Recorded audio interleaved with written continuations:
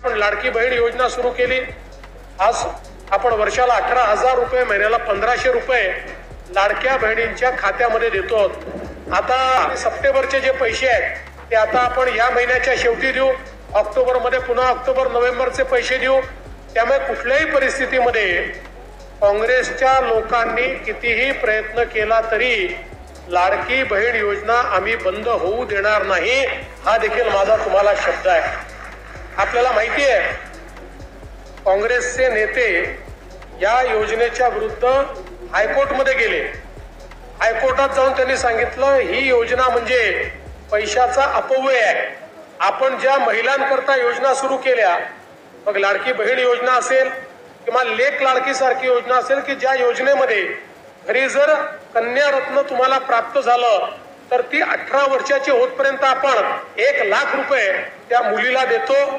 जन्माला 5,000 रुपये देतो, पहिल्या वर्गात 5,000 रुपये देतो, चौथ्या वर्गात 6,000 रुपये देतो, 7व्या वर्गात 7,000 रुपये दिलो, 11व्या वर्गात 10,000 रुपये देतो। असं करत जवळजवळ 1 लाख रुपये आपण या मुलीकरता देतो। ही लेक लाडकी सारखी योजना आपण केली। आज कार्ड आपण या ठिकाणी वाटतोय आणि ज्यांना कार्ड मिळणार आहेत त्यांना किट, भांडी, सगळ्या गोष्टी त्या ठिकाणी त्यांना कुपन मिळेल, त्या माध्यमातून मिळणार आहे। मला असं वाटतं की आपलं जे सरकार आहे मोदीजींच्या नेतृत्वात आणि महाराष्ट्रामध्ये आपलं सरकार हे सातत्याने सामान्य माणसाच्या जीवनात काय परिवर्तन करता येईल अशा प्रकारचा प्रयत्न आपण करतो।